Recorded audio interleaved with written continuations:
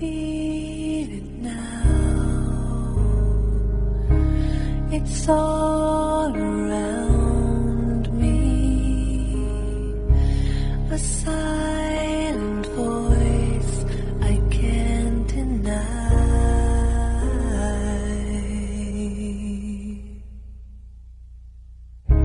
A mother's arms, how they surround me. They sing the beauty of my life. It will last forever. It will never fade away. Never cause me pain. This love, this love. I close my eyes. It takes me over.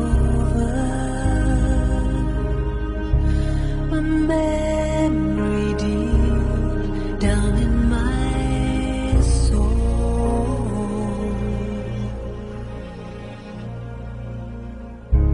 and safe from harm to be beside you. A light will shine upon the world. It will last forever. Om Shanti. Sakar Murli, 14th April 2021. Third para. Meaning of service. In fact, the meaning of doing service is very subtle and deep. Doing service is not just cautioning someone about a mistake, but no, you have to send them subtle vibrations with your power of yoga and burn away their impure thoughts. This is most elevated, true service. Together with that, you also have to pay attention to yourselves. Attention to yourself. Not just to your thoughts and actions.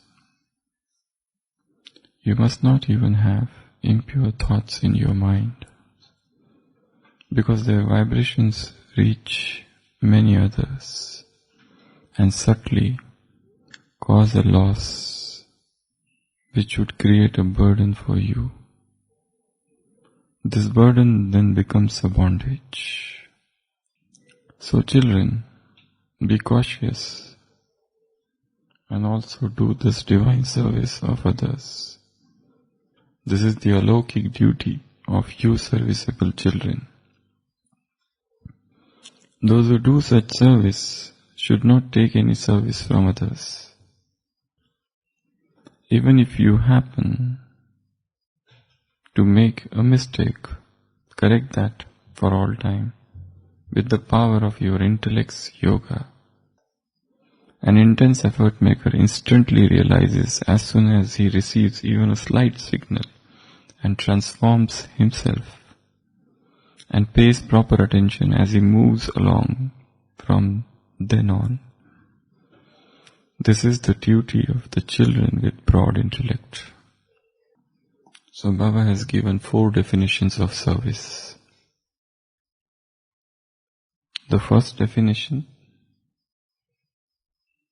with your power of yoga, burn impure sankalps, burn impure thoughts of others, rather than just cautioning them.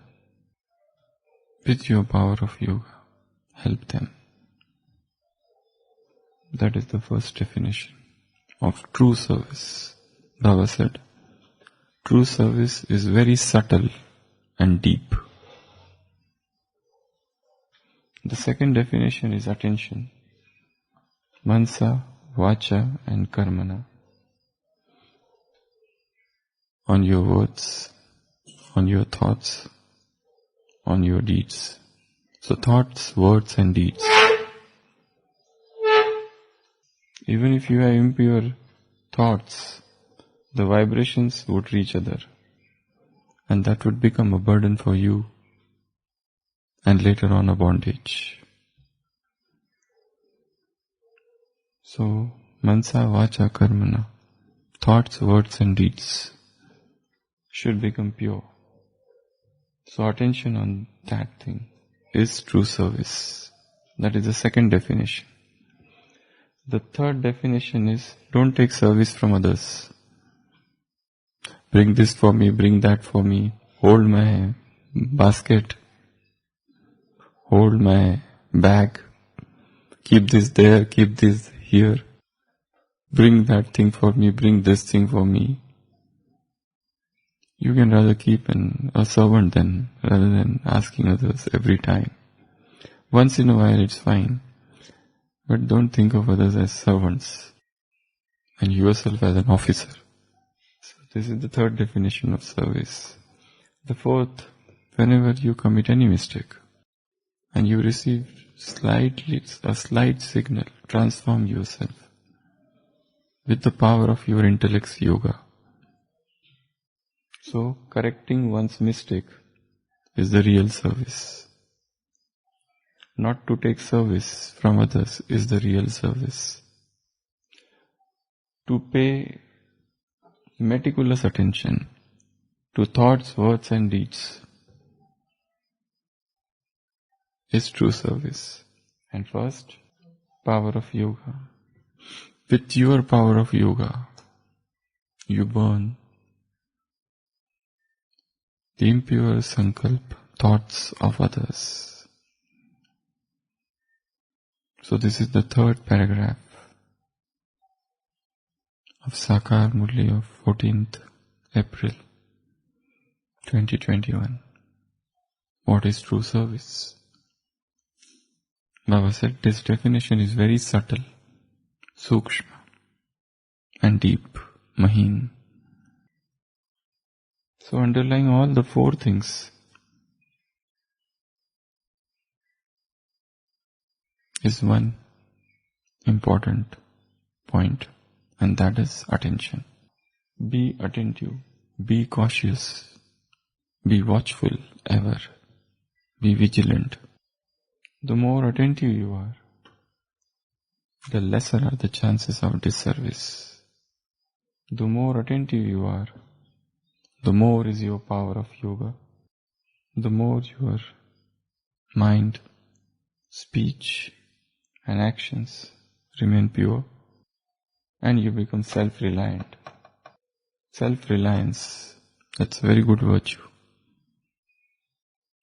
Somebody who is independent, who doesn't need anything from outside. He doesn't need foreign sustenance and foreign help. He helps himself. He sustains himself. He is not a parasite. Emotional parasitism. There are souls who are emotionally dependent on others. They have become emotionally parasite. There are souls who are intellectually dependent on others. That is intellectual parasitism, and that is causing them paralysis. Emotional paralysis. Just as when you get physical paralysis, you need support of crutches, stick, somebody's hand, anything. In a similar manner, when you become emotionally paralyzed, where your emotions have become so weak and so dependent on somebody that without that person you can't survive. This is really a pitiable stage, pathetic stage. So also intellectual parasitism. You are dependent on somebody. Suppose you are given some task. You have to give a speech. You start rushing towards people who can prepare speech for you. They will prepare speech and then you will learn it by rote and then ratter off like a parrot. So that's the intellectual dependence. Even spiritual dependence. Spiritual parasitism. Spiritual that leads to spiritual paralysis. People say, oh, that Murli was very good. Why don't you do a class on that Murli? Why? Your intellect has become paralyzed or what? Even spiritually, one should become independent. In fact, if you ask me what is the goal of spirituality, it is only one thing. It's not brahmacharya, it is not purity. It is just one thing, freedom. That's it. I want to become free from anything which is outside. Freedom from food. Because that is a foreign nutrition. Freedom from sleep. Freedom from tiredness. Freedom from old age. Freedom from death. Physical immortality. There are souls whose bodies have not died. Yesterday in our OPD, one person had come and he said in Abu, there are many Gupta yogis in the jungle. He works in the forest department here. So many sadhus take him and they say, they are souls who are invisible. And they manifest if you want. Otherwise no. Pragat. They come. Then you can see them. Their bodies as it is. As it was before. The greatest example is Babaji, who is said to be still alive. Mahavatar Babaji. That's mentioned in great detail in Autobiography of a Yogi by Swami Yogananda. His guru Yukteswar Giri, his guru. So all those, the greatest guru in that lineage is Mahavatar Babaji. He's said to be still existing in Himalayas. So, even physical immortality. It's all about freedom. I don't want any person. Yeah, that is there, another thing. But freedom from dependence on people. I don't want to depend on anybody. Woman, I don't need you. That is another thing. There is a give and take happening here. That's fine. Somebody is in the department of laundry, somebody is in the department of toli, somebody is in the department of sabji, somebody is taking care of horse, somebody is doctor, somebody is driver. So they are interdependent on each other. I am not talking of this dependence. This is fine. They don't create bondage. You don't have something, you go to the hospital and doctor has given you some drug and you are okay. It's just like you go to the market and you don't have shoes, you purchase. And so you keep on telling me, oh thank you for 1 year that you gave me shoes. You gave money, he gave you shoes, finish. You are sick, you go to the doctor, you pay him, he gives you medicine, you are alright, finish. It's not dependence in that way. I am talking of deep mental dependencies, deep emotional dependencies, deep intellectual dependencies. So, the entire goal of spirituality is all about independence, freedom. Freedom from hunger. Where there is no hunger. Freedom from thirst. There are 4 types of hunger. Physical hunger, emotional hunger, intellectual hunger, spiritual hunger. In Satyuga, all the 4 hungers are gone. That's why deities don't need to eat much. Because there is no hunger at all. They are not emotionally hungry, not physically, not intellectually, nor spiritually. They are full. This is the goal which you have to achieve now in Sangam Yuga. So, it's all about freedom.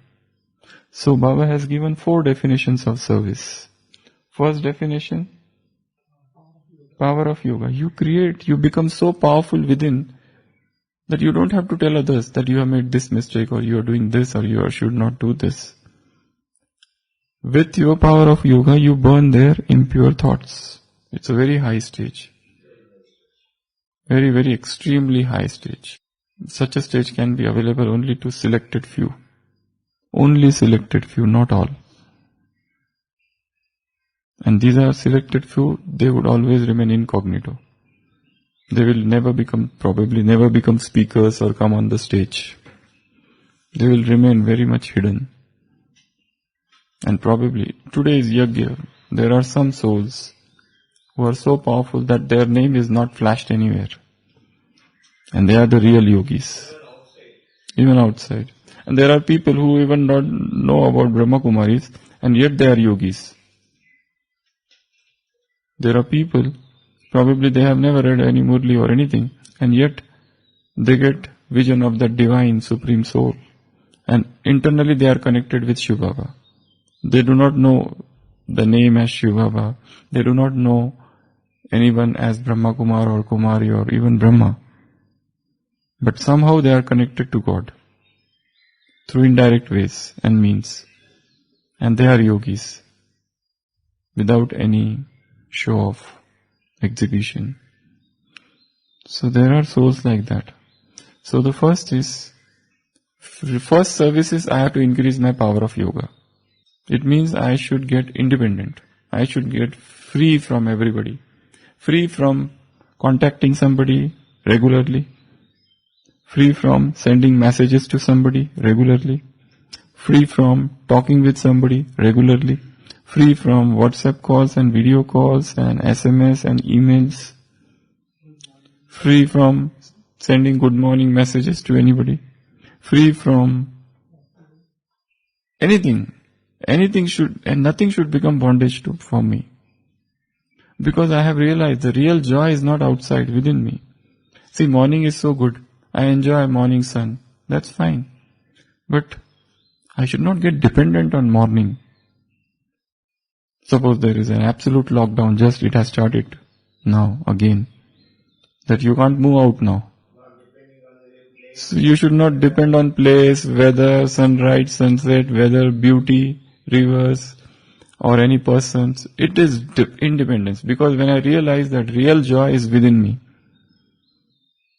just I go within me and I have everything. The sunrise is within me, the sunset is within me, the Naki lake is within me, the beauty is within me, the nature is within me, the birds are within me. I don't need persons to talk with. There are hundreds of people who are in quarantine at present across the world. What are they doing? They are trying to contact with their relatives. They are so fearful. There is an atmosphere of fear in the world. There are only 3 diseases at present in the world. 1, COVID-19. 2, weakness. What complaint you have? Too much weakness I have. Young people, they come with weakness. And 3, fear. Parents are fearing because their children are positive and in some other place. Children are fearful because their parents are admitted and they are positive. So there is an atmosphere of fear everywhere. Yeah. Yeah. So everywhere there is so much fear going on. It's the fear which is killing people more than COVID-19. So, there was a railway employee. And once he got caught in refrigerator car. You know, refrigerator car? That cargo freight where the cold items are to be transported. That is known as refrigerator car. Ice cold, totally cold. So he got trapped in it. And then he started fearing. There was no way to escape because it got locked and he was inside that freezing cold. And the last word he wrote on the wall, I am dying, temperature is going down and down and down. Probably these are my last words. The next morning when it was opened, they found he was dead. But the temperature was 45 degrees. because electricity had failed that day. But that fear was there in his mind that I am entering an ice cold chamber and I am caught in that chamber and the temperature is below minus 40 degree. So he died in that ice cold chamber, but it was not cold at all. So he was attentive, but it was a wrong attention. It was a wrong attention, and attention directed towards a particular belief system that it is very cold and I will die. And he wrote that I am dying and these are my last words. It is a true story. And he really died. So, wherever your attention is, there your treasure is. If I direct my attention to any person, I love him, I like him. Now my attention is towards him, then he becomes my treasure. Then I want to share everything with him. I want to share that there is a lockdown here now. I want to take out photographs of Madhuban and to send to somebody. Then we take out, whenever you get any photograph of your childhood, then you start sending that photograph to your friends. You're dependent on them. You're not free. You're bound. Yes. With the power of yoga, the last stage of Brahma Baba was like that. Was he interested in sharing anything with anybody? No. Was he interested too much in hearing about the service news? No. He was not interested in too much voice at all. Sound. He was going beyond sound. The service had become last subject. The real service, he understood, is all of the power of mind. It's not about speaking. It's all about mind power. So the real service is with the power of your yoga. You correct others' mistake. Rather than telling them, oh, you do this, you do that. Do they ever get corrected even by telling them? Never. Rather they feel that you are egoistic and you are hurting their ego. They will forcefully do the same thing again. So that is not the method at all. So first is power of yoga. Second is attention. Attention where? To your own mind. Because your impure sankalp can become a burden for them and then bondage. If you are creating any impure thought for somebody. That's why the goal is freedom. Freedom from impurity, freedom from waste, freedom from negativity, freedom from physical dependence on anybody, freedom from emotional dependency, freedom from intellectual dependency, freedom from sharing, freedom from talking, freedom from everything. It's a journey. Freedom from all the digital devices. Digital detox. And that is important. That there should be some period of your life, of your day, when you are free from all the digital devices. Just that is away. Yesterday one patient came and he said, what I do at night, 9 o'clock I keep my mobile on the table and I then see it only next day. I don't touch it. And in another room. So, this all electronic zombies they make us. This so long as we are in the radar of this electronic device, they keep on affecting us. Some way or other. So there should be some time, should be totally away from everything. The goal is freedom. Freedom from everything, even this. Freedom from your mind, emotions, your memories, just as we discussed yesterday, thoughts, emotions, memories, desires, sensations, whatever that is happening. Freedom from everything. That is the goal. Weaknesses, everything. The third is don't take service from others. That's what we were discussing. This makes you parasite. That makes you a dependent person. Your goal is independence. I am not dependent on anybody. That is the goal of spirituality. You are dependent on somebody's car. If you have to travel, you have to ask that person, oh, when are you going? If it is once in a while, it's fine. But every day you are dependent on somebody's vehicle. That is also dependency. Why? You can't travel alone. You are dependent on somebody to walk with you. To go for a stroll. Why? You can't go alone. You are dependent on somebody to go for food.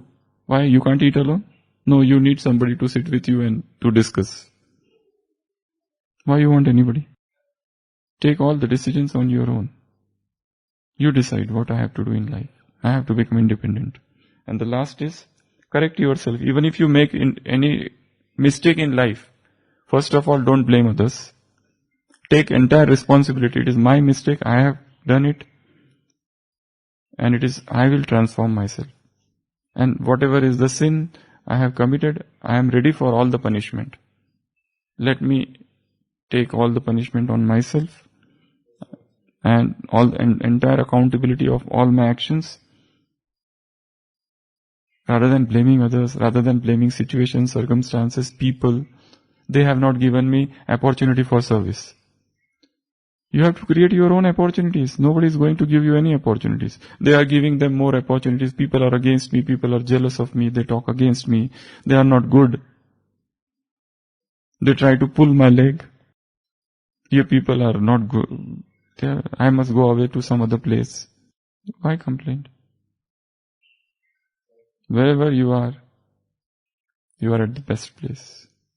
So, this is the real definition of true and subtle service. Om Shanti. Om Shanti. Meaning of service. In fact, the meaning of doing service is very subtle and deep. Doing service is not just cautioning someone about a mistake. No, you have to send them subtle vibrations with your power of yoga and burn away their impure thoughts. This is most elevated true service. Together with that, you also have to pay attention to yourselves, not just to your words and actions. You mustn't even have any impure thoughts in your minds, because their vibrations reach many others and subtle cause a loss, which would create a burden for you. This burden then becomes a bondage. So children, be cautious and also do this divine service of others. This is the alaukic duty of you serviceable children. Those who do such service should not take any service from others. Even if you happen to make a mistake, correct that for all time with the power of your intellect's yoga and intense effort makers. Instantly realizes as soon as he receives even a little single and transforms himself and pays proper attention as he moves along from then on. This is the duty of the children with abroad intellects.